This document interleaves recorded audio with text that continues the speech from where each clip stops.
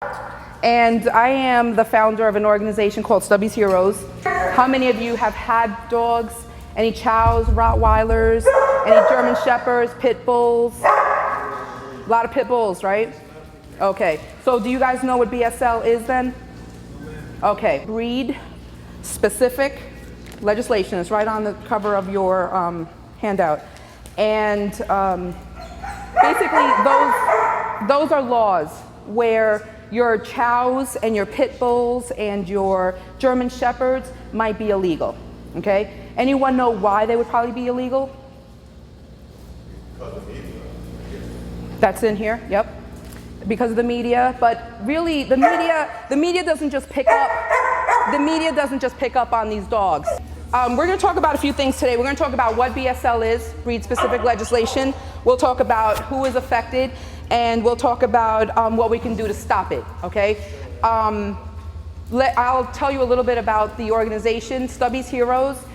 We got tired, basically, of worrying about our own dogs, okay? Because we do have pit bulls, and I have a chow even. I have 5 dogs in my house. This is my son. So we have 5 dogs. They're all large dogs. And when we walk down the street with 5 dogs that are large, people stare and they cross the street, you know? And so what happens is that the media takes advantage of the fact that there has been a bite. Someone got bit, a child got bit, a child was chased by a dog. And so the community then starts to get worried and they go after these dogs. The first thing that we're going to talk about is breed-specific legislation and what it is. And basically these are the laws, again, that go after specific breeds of dogs, okay? You all know what a breed of a dog is, a German Shepherd, etc. Okay. How would you know what kind of dog you have there? How do you even know? You gotta, what you saying, let's say that's your dog. You're not here, you're home. That's your dog. How do you know what kind of dog you have there? When I bought them, and they told me what breed she was. Really, that's all you have, right? You don't have anything else. If you go to a breeder, you might have a little piece of paper, but really you don't know, okay? It's not like they go and they swab the mouth of the dog and they give you a piece of paper from the lab saying, this is a pit bull, right? You're not getting that, right? So there's no way to prove what kind of dog you have there, right? You don't know what kind of dog that is. It looks like a pit bull, right? It's probably only a smidgen, a tiny little percentage of a pit bull. And that's what's wrong with these laws. Because what happens is they pass these laws and they say, no more pit bulls, or no more Rottweilers, or no more Great Danes, right? Okay, so you're at home, you're chilling, you haven't done anything wrong, neither has your dog. You walk your dog, the neighbors like your dog doesn't chase anyone, but now they have a law against pit bulls. You don't even know if that's really a pit bull. Go to this page here in your pamphlets that shows you 3 dogs, just like this.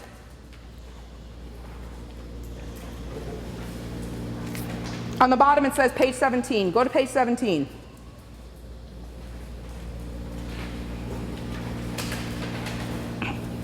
Which one of those is a pit bull? Are they all pit bulls? Are they all pit bulls? They look like it, right? Okay, they're not. They're not, and that's what's wrong with these types of laws. Go to the very back page of your pamphlets. The very back page that says this, that has this pick a pit. Okay, so this is what happens.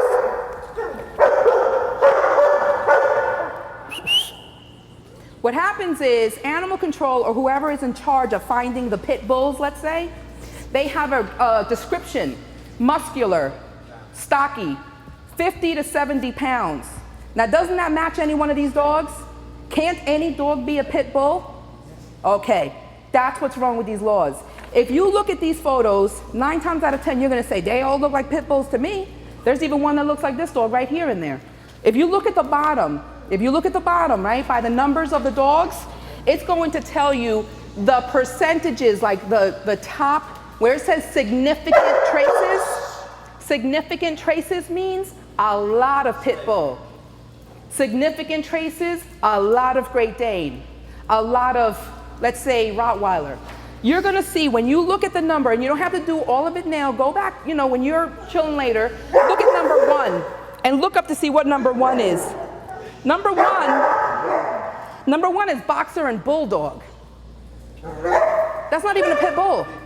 But if someone saw this dog right here, number 1, bite someone or chase someone, that dog would be labeled a pit bull in the media, wouldn't it? That's what's wrong with these laws, okay? All right, so breed-specific legislation is not just about pit bulls, we know that, all right? It just happens to be that most of the laws against breeds, they're against pit bulls, or the American Pit Bull Terrier, which is what I have at home, the Staffy, any of the bully breeds, okay? They're also against Chows, they're against Great Danes, German Shepherds. Do you know that in the United States Army, and a lot of the bases, most of them, they are illegal? You cannot have these dogs, okay, in the US Army. Now let me tell you what I think is wrong with that, besides the fact that they're discriminating against dogs. We all know about discrimination, don't we? In some way or another, we all do. Even as women, we know about discrimination, okay? What's wrong with this is that my organization is named Stubby's Heroes for a reason. Sergeant Stubby was a World War I vet. He was a dog, a pit bull mix, a stray dog that just wound up with the Army guys. One day he just strolled up. He was a pit bull mix. They got quiet. And they took him overseas. So this pit bull mix went overseas to France, and he fought Sergeant Stubby. It's not a lie. It's not like urban myth. It's not garbage. This is a fact. This dog, his remains are at the Smithsonian. This dog is also became the Georgetown Hoyas mascot, and he also met US presidents, 3 of them. 3 US presidents. A pit bull mix went to war, fought, saved the lives of US soldiers, and today we are banning that breed from the same Army bases. That's what's happening. Now, a lot of folks will say to you, they're just dogs, okay? They're just dogs. I mean, come on, you see stray dogs everywhere, right? The problem is this, and it's all one big circle, and we'll go into some other things here in the pamphlet.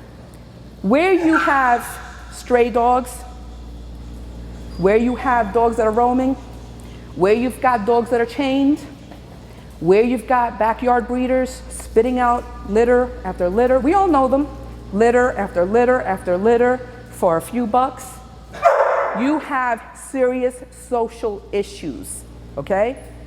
Where you see all of this, think about some of the neighborhoods that we know of. We've done a lot of work in these neighborhoods. A lot of us come from these neighborhoods. I'm from New York.